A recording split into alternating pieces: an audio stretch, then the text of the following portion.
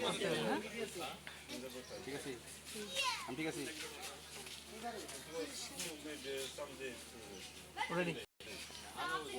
চড়ক পূজা প্রায় আমাদের এই বাড়িতে 50 বছরের অধিক হয়, কিন্তু আমার বাবা করে প্রায় 35 বছর ধরে হয়। আমরা ছোটো থেকে দেখতেছি চড়ক পূজা। চড়ক পূজা মূলত একটা শিবের গাজন উৎসব বা চৈত্র সংক্রান্তিও করে, কিন্তু আমাদের এইখানেটা পহেলা বৈশাখের দিন হয়। আমাদের হিন্দু রীতি অনুযায়ী আজকে পহেলা বৈশাখ, পহেলা বৈশাখে এর মাধ্যমে শুরু হয় চড়ক পূজা। কিসের প্রসেস দিন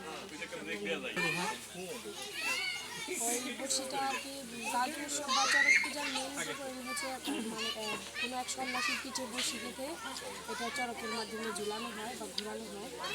ওই বড়শিটা কীভাবে গাতে লোহার একটাই থাকে, বড় বড়শি থাকে, ওইটা পিঠের মধ্যে দিবে। যাদের সন্ন্যাসী আরও বড় বড় থাকে তারা ঘিরায় দেয় আর কি, এইভাবেই আর কি। যে চড়ক পূজাটা হয় এটা আপনারা কি উদ্দেশ্য নিয়ে করেন? এটা আমাদের ভোলানাথ বাবা আনছিল এই দেশে সে একটা মানুষ ছিল, তখন সেই নিয়ে অনেক ছাত্র করে গেছে, আমরা ওই উপলক্ষে আমরা শিখছি। আপনি কত বছর যাবত করেন এইটা? আমি এখানে ঘোরাই 30 বছর, আমি 42 বছর ধরে কাজ করি। আমার বয়স হলো 82 বছর। আসলে তো আপনারা বিধাতা বলেন। আবার ফিরে বলবো, বলেন এটা বাবা ভোলানাথ আর শিখাইছি, আবার আমার ছাত্র থেকে আস্তে আস্তে শিখে।